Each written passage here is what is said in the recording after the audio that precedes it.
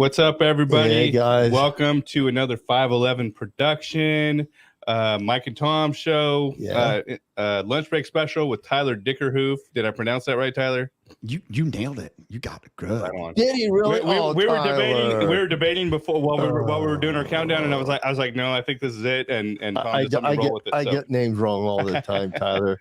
Even if he knows them. I've heard a lot worse. So you did excellent. I've heard much worse. Right on.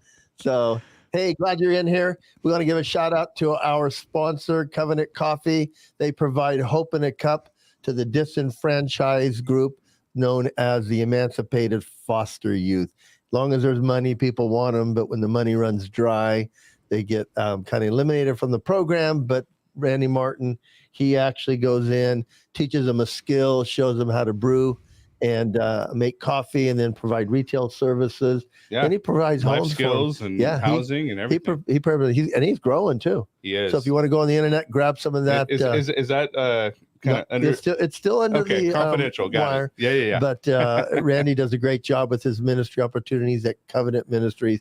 You can go to the internet, find him, support him. So, hey, we're glad, Tyler, you're in with this. So you got a lot going on. Thanks. Thanks for seeing that, knowing that, man. I'm just excited to spend time with you guys. Tom, it's been fun to catch up. It's been a few years since I left Bakersfield, but man, I'm excited to spend time here with you guys. Oh, so you were in Bakersfield? Yeah, I lived in Bakersfield for about 8 years. You went to Valley Bible, and I was like, he lives in Washington. What? Yeah, Spokane. Yeah. So what were you doing in Bakersfield before? So I worked for a company called Cargill. I was a nutritionist for dairy cows. Okay. So that's I worked from anywhere. I had clients down in Escondido all the way up to Modesto, but lived in Bakersfield, worked with dairies around Bakersfield. And then spent 5 years with them and started my own company in 2006.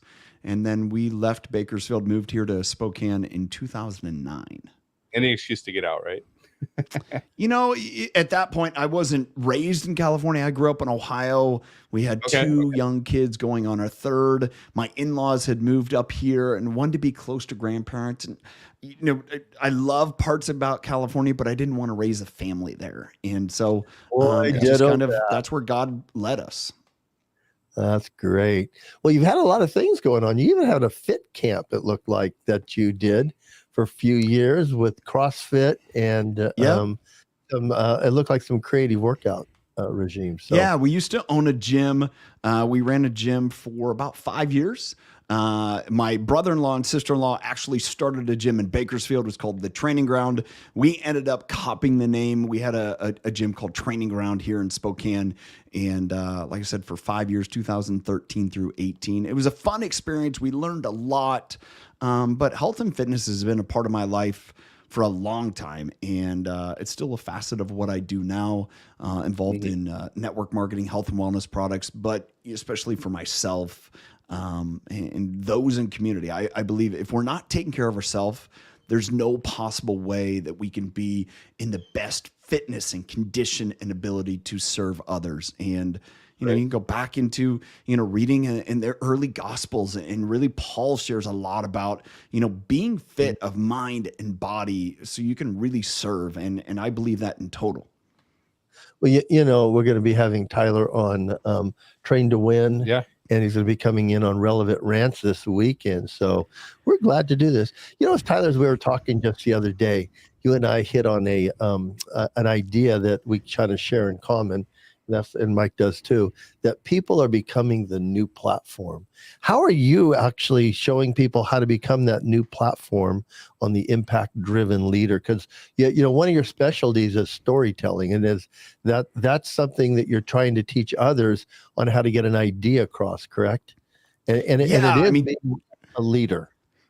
This country's we need leaders now, leaders that have a good way of communicating their leadership skills, and then bringing up a leader's no good without followers.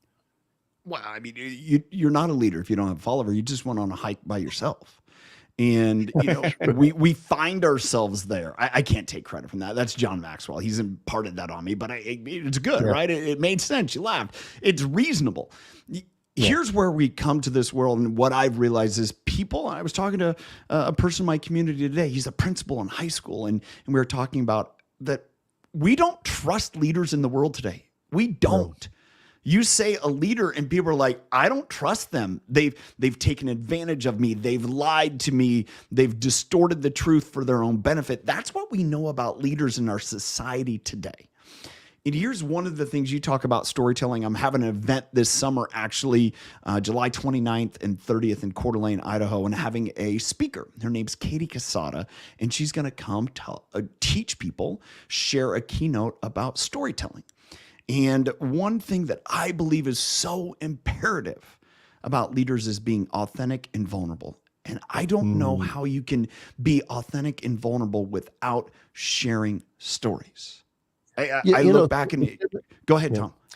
Seminaries teach pastors coming up not to be vulnerable in the pulpit. And isn't that crazy? Because that makes you human. But it does make you vulnerable. And if you're trying to pass off that I don't have problems, I mean, join the human race, correct?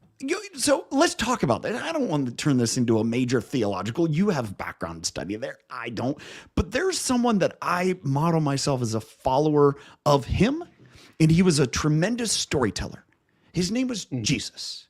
Now, at the same point, we can sit here and say, yeah, he lived without sin. But there was 12 other guys that followed him, lived with him. And what did he encourage them to do? Even the one who betrayed him. Tell stories. Be an example of stories. Everything we know about, Jesus is through stories and through their vulnerability. Peter was a mess. Paul had a thorn in his flesh. Paul was a modern day, I would say terrorist who converted into Christianity, became a supporter, and comprehend that. And he would not have the relevance without the story. And so we're kind of like the idea that you say, don't share a story. To me, that's why people don't want to go to the church. That's why they don't want to go there. You bring this back to who are we? Well, I'm a sinner. I remember Doug Bennett. When I first was in Bakersfield and going to Valley Bible, I went to several of Doug's, we went to Peter Nalos's house and we went on a Bible study trip, right? A group. And this is when Doug was making stickers and he had this sticker was Sinner, but it was in the shape and the dynamic of Snickers. And he put it on my truck. And I just remember, it's like, you share those images and it's like, yes, we are. But you know what? Your story, my story, everyone's story is impactful because it will touch someone in a way that God made it happen. And that's what's magical. So you come back to stories, you come back about being the living gospel. I don't know where we got it wrong, but the Bible I read is that example. And for us to be different today in our lifestyle, in our business, or think that I can't be vulnerable because there's something wrong with it, and I think that comes back to a bigger problem that I try to speak about in my community that I've had to wrestle with, and that's insecurity. And if we're dealing with insecurity, and guess what? Every single person has them. Every single person. It's universal. We all have insecurities. But often we try to hide from them. Go ahead, Tom. Where do we feel comfortable at? We feel comfortable when we're talking about our journey. And I think is that when the gospel said to be able to give a defense for your faith. I'm not giving a defense for Michael's faith or anybody else's faith, but I got to get a defense for mine. And it begins with the story like, hey, Tom was screwed up. Just didn't know how to get unscrewed up. And here's something here's something I want to add in is, I hate to tell you, you're still screwed up. And so am I. Yeah. And so is Mike. I'm not calling you guys out saying, no, we are. And too often people think they have to go through a complete transformation and rebirth into something totally different. That's never going to happen. It's a journey, right? And if we share our journey, that's what influences people. It's not, I'm perfect. I'm to the end. And then somebody can look at me and like, I want to be like that. I'm like, no, all I am is one step ahead of you. Am I going to screw up today? Absolutely. I will do something. Go ahead. I've seen Tom, who's been, a mentor of mine for a very long time. And it gives me encouragement and hope to know that, hey, someone who's, of course, he shares more with me probably than anybody else besides his wife, but somebody who's a pastor who's been in ministry for 31 years, if they can mess up the same way I do, they have, disagreements with their spouse, and he has just, things that go on that frustrate him or whatever. Like, maybe I'm not so screwed up too. And that gives me hope. Right. Well, here's the thing that we've seen the last few years is if we've seen very prominent public figures in pastoral leadership have some pretty significant failures. Yes. I've gotten to be friends with guys that have had, just destructive,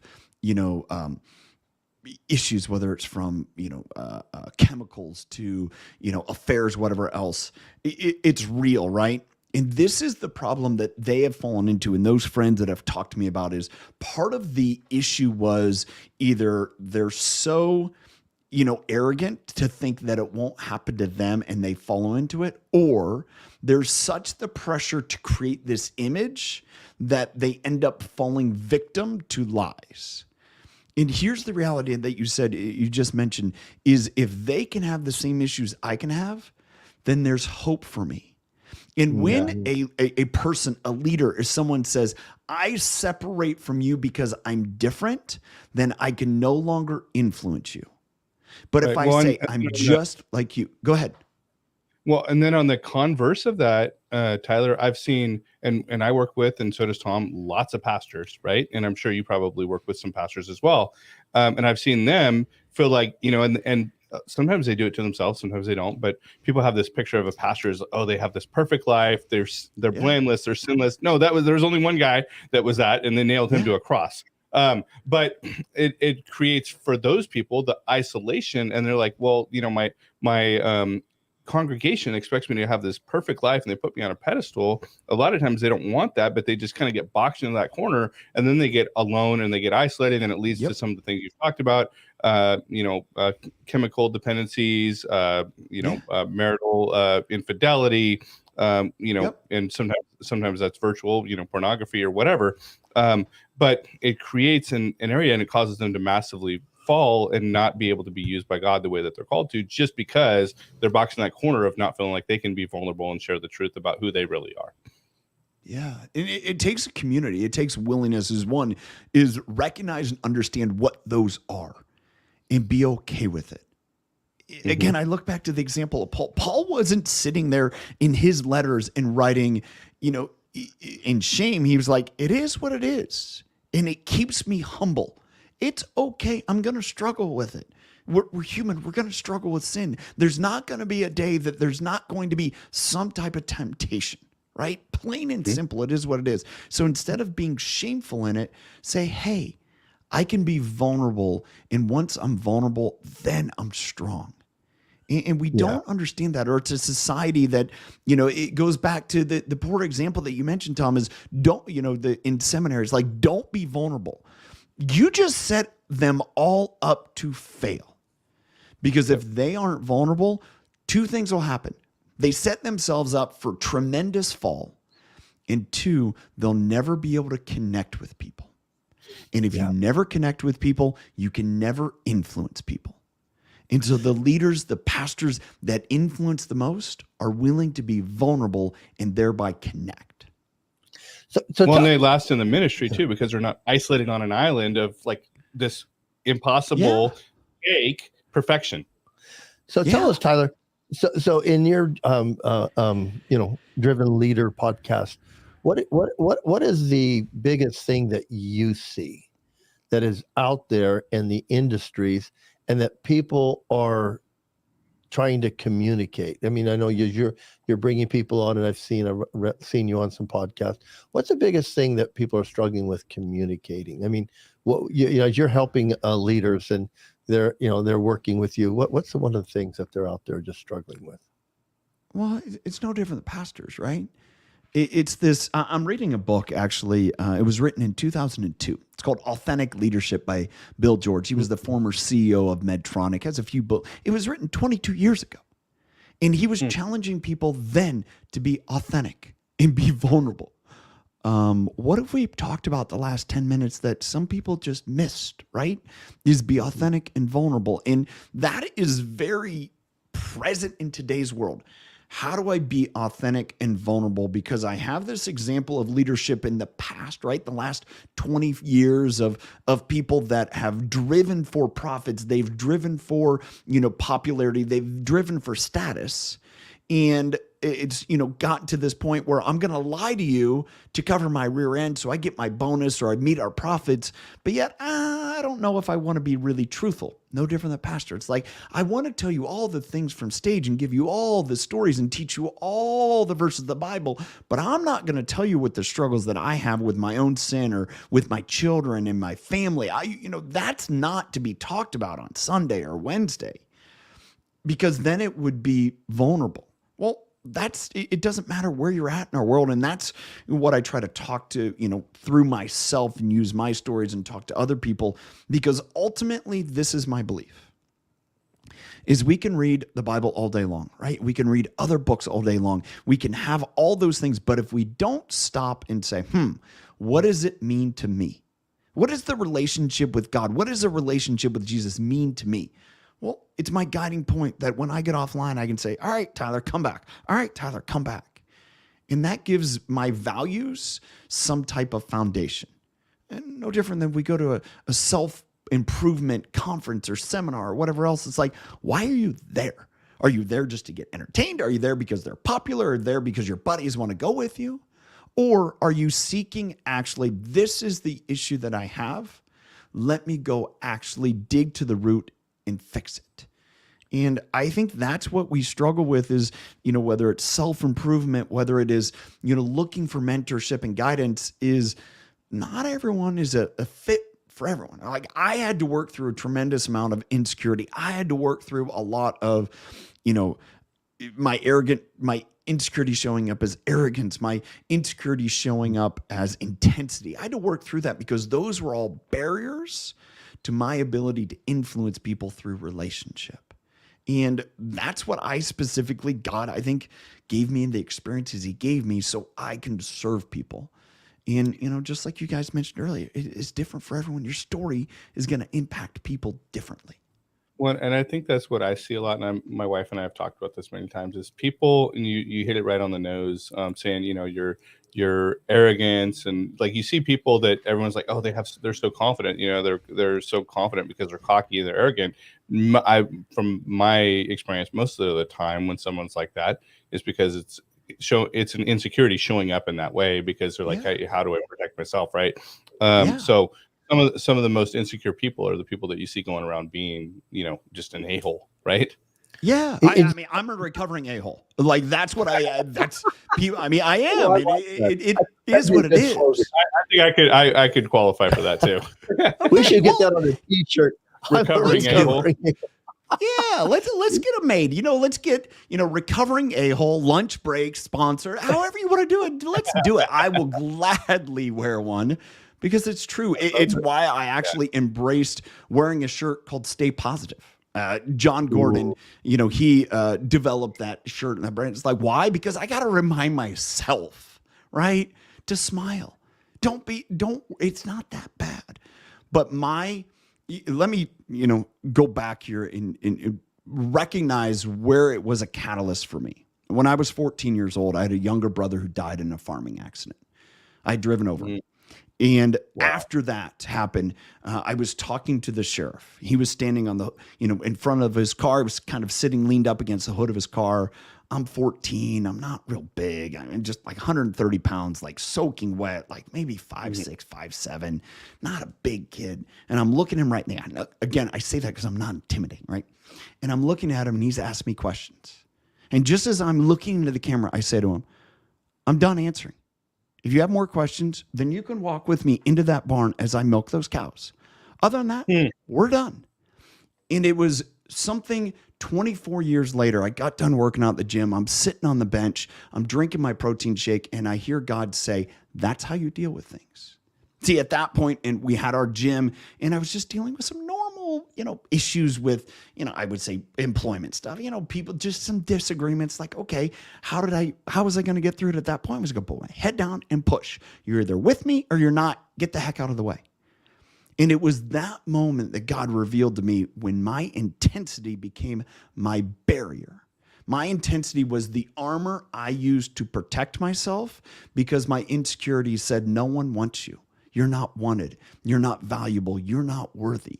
And so when I go back to that moment when my brother died and I was dealing with it traumatically from that, it was quickly, I went to the strength that I knew I had. I had determination. I had a furrow brow, and I was like, you don't want to get in my way because I will go through you. I was small, I was whatever, but I was determined. And that's how I went through life. And it wasn't until God exposed that to me later and I was able to rectify it and heal. And I had the mentors and the tools to process through it and sit there and accept, like, and even being to the point, it's like, oh, excuse me, my insecurity is showing. And accepting it when my intensity shows, or I try to share with people how much I know, that a-hole coming out again, that's my insecurity. And once I diffuse that by saying, oh, excuse me, my insecurity is showing, this is what I find. Whether it's audibly saying it like that, kind of, tongue in cheek, or internally saying, Tyler, just back off, is people like, oh, thank God, because I knew it. Glad you finally knew it. Everyone knows when you're insecure and it's showing. And when we can start to own it and accept it, that's when God can start to work through us, because it's no longer a barrier, no longer that armor. It's just, imagine, like, David, he didn't put on Saul's armor. Why? Because it didn't fit him. And it was just cumbersome and difficult. He went out with the tools that God gave him. He didn't need armor. All he needed was a sling and a few rocks. And that took down a giant. We have the ability to do the same. We can't put on these armors that actually hide the best gifts that God has given us. And the word just says our gifts make room for us. So I love a word that you have. I haven't seen it before, and you probably mentor or speak to a lot of people of different generations, different thought process. But you have how do you pronounce it? Zillennial leaders. Zennial. Yeah, Zennial. It's Gen X, millennial. It's this cusp. I'm 44, and I think it really is that 45 to like 35. That we're right there where we're the peanut butter and jelly in between the boomers and the younger millennials or the Gen Z. So how do you minister, or how do you speak into their lives? Because you and I had a thought that people are the new platform. So you're equipping people to be a platform for whatever industry, whatever influence area that they have. What do you see with that peanut butter jelly? I like that. A group that you're able to help them go out and be a platform. Because I do agree with you. Leaders have lost their credibility. So people now are picking that up through lifestyle, through how we act, through how we engage with others who disagree with us. How are you trying to train them up as leaders to lead others? Well, the first thing is what we've talked about a little bit, is just accept vulnerability. Be willing to be vulnerable.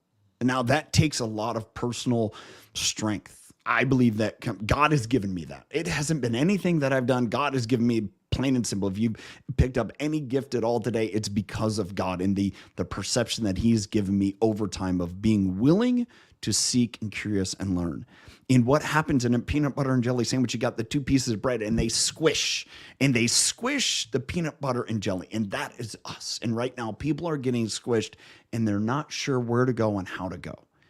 And I think when that is the case, people are open and seeking and they're looking for hope. And the biggest thing that I can do to anyone is give them hope. Now, part of that, for me, when I work with people and talk to people, I can't help but share my story and my influences. But is it faith-based? No. But all of it's because of God, 100% of it. But I don't need to beat them over the head and say, well, you got to find God. No, I share my story. And ultimately, that is the exposure of God, what he did in my life. and what he's continuing to do for me. And I think as we get squeezed and squeezed and squeezed, we're looking for guidance and hope. And that hope comes from there is a better day. To think that the best is behind us, no, it's still coming, right? Every day that we want to be a great day, it will. And so coming back to this, we're squeezed because an older generation is saying, this is the way it's always been done. I'm most comfortable. A younger generation is saying, hey, I'm coming hard and fast and I want it my way. And the peanut butter and jelly are in the middle saying, who do I look to and what do I do? Because I'm lost. And I think when we are able to, with strength, recognize our fears and insecurities and own them and say, yeah, they're reality. Okay, great. Now, God, what are you going to do with me?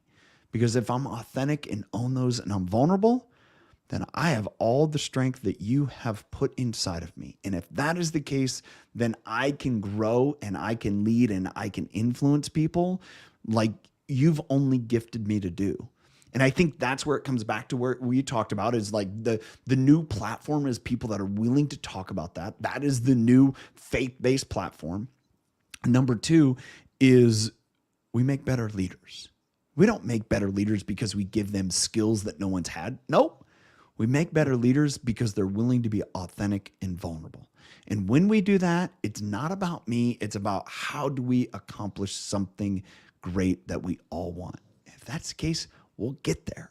But I'm not going to get there because I'm going to hide from my past. I'm not going to get there because I'm going to hide my limitations. I'm going to focus on my strengths and I'm going to own and accept my limitations and just say, yep, they are what they are. And so how do I work around, through, or with others to where those don't become limitations for you? Maybe for me, but they don't have to be for you. It gives us a middle ground to stand on.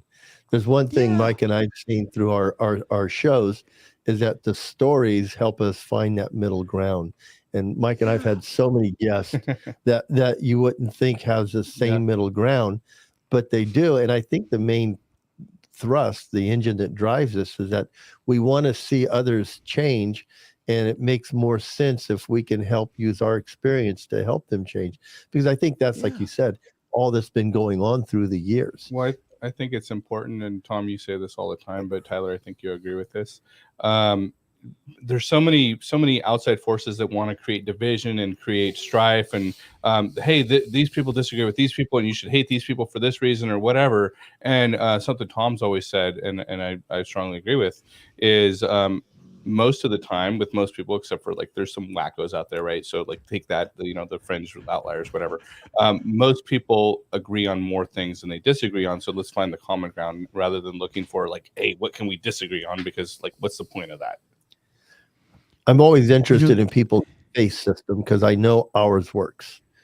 And I'm not pushing it on them, but I will go back to what is your faith system? And I think you and I talked about it. That people say, well, I don't believe in any religion. I go, well, then you believe in nothing, but that is a faith system.